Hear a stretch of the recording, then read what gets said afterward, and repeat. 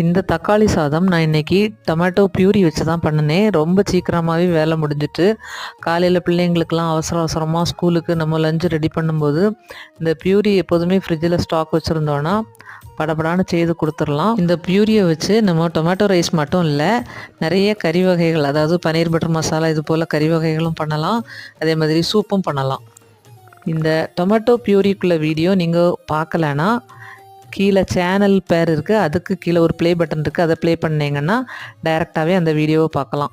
இந்த recipe video அடுத்ததாக நான் அப்லோடு பண்ணுவேன். அதில் கரெக்டாக அளவுகள் எல்லாம் சொல்லியிருக்கேன், மறக்காமல் அதையும் பாருங்க.